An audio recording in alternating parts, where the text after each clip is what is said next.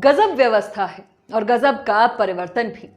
पिछली सरकार के राज में पेपर लीक के जरिए प्रदेश के बेरोजगारों के साथ धोखा होता रहा, तो व्यवस्था परिवर्तन वाली वर्तमान सरकार के राज में पेपर हो ही नहीं रहे। अब पेपर हो ही नहीं रहे तो लीक कैसे होंगे? पेपर लीक पर एक्शन के लिए सुखू सरकार का साधुवाद, लेकिन जिस धीमी गति से भर्तियां अब हो रही हैं, उसकी जिम्मेदारी भी तो सरकार की ही है। माना व्यवस्था खराब थी, उसमें खामियां थी, लेकिन पौने 2 साल में भी सरकार स्थिति सामान्य नहीं कर पाई। यही कारण है कि जो युवा पहले सरकार की पीठ थपथपा रहे थे, आज सरकार को चेतावनी दे रहे हैं। आज बात सियासत की नहीं करेंगे, युवाओं के दर्द पर सियासत होनी भी नहीं चाहिए, लेकिन दायित्व तो सरकार को निभाना ही होगा। नमस्कार, मैं नेहा धीमान और आप देख रहे हैं फर्स्ट वर्डिक्ट मीडिया। बात आगे बढ़ाएं उससे पहले सुनिए प्रदेश की इस बेरोजगार बेटी का दर्द। ये किसी एक युवा की कहानी नहीं है, लाखों युवा आज इसी पीड़ा से गुजर रहे हैं। स्टूडेंट्स आर प्रिपेयरिंग, लाइब्रेरी भरी हुई है, हर जगह आप देखो स्टूडेंट्स तैयारी कर रहे हैं, लेकिन उनको ये अगर पूछा जाए कि एग्जाम कब है तो they don't have proper clarity कि एग्जाम कब है। हमारे पेरेंट्स को दहेज देना पड़ रहा है 1-1.5 लाख, तब जाके हमारी शादियां हो रही है। डिग्री हमने ली है लेकिन हमारे पास जॉब्स नहीं है। सरकार को इस बारे में सोचना चाहिए, इस विषय को गंभीरता से लेना चाहिए, because we are very frustrated as youngsters. ये बहुत फ्रस्ट्रेशन से भरा हुआ एक विचार है कि हमें यहाँ पर कॉन्फ्रेंस करनी पड़ रही है। हिमाचल का शिक्षित युवा बेरोजगार है, कभी भर्ती नहीं होती तो कभी रिजल्ट समय पर नहीं आता।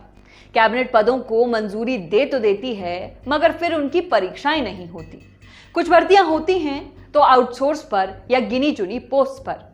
जिन आउटसोर्स भर्तियों के खिलाफ कांग्रेस हल्ला बोलती थी, आज उसी रास्ते पर चल पड़ी है। क्या ये पढ़े लिखे लाखों युवाओं के साथ धोखा नहीं है? ऐसा नहीं है कि प्रदेश के युवाओं में प्रतिभा की कोई कमी है, उनकी तैयारी तो पूरी है, लेकिन जब भर्तियां होंगी ही नहीं तो उस तैयारी का प्रदेश के युवा करेंगे क्या? घर बैठे बैठे युवा ओवर एज हो रही हैं और सरकार सिर्फ आश्वासन देती जा रही है। सिर्फ नई भर्तियों का मसला नहीं है, जो परीक्षाएं लंबे समय पहले हो चुकी हैं, उनके परिणाम के लिए भी युवाओं को प्रदर्शन करने पड़ रहे हैं। अब भी कई भर्तियों के रिजल्ट नहीं आए हैं।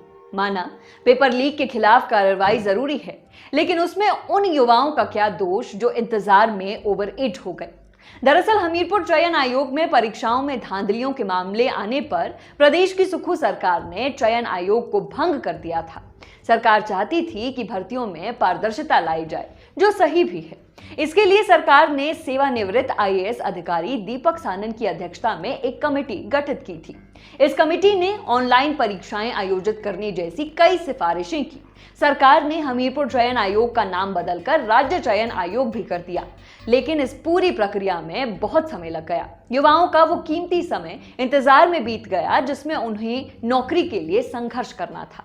हालात ये हैं कि इस कमेटी की सिफारिशें अब भी पूरी तरह लागू नहीं हो पाई है। कारण है सरकार के पास इन्हें लागू करने का इंफ्रास्ट्रक्चर है ही नहीं।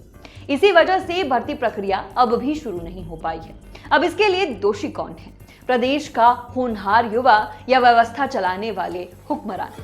चलिए सरकार के पक्ष की भी बात करते हैं। बीते 2 वर्षों में सरकार 28 से 30 हजार रोजगार देने का वादा कर रही है, लेकिन युवाओं का कहना है कि सरकार ने किसको और कैसे रोजगार दिया है, ये आंकड़े सार्वजनिक किए जाने चाहिए।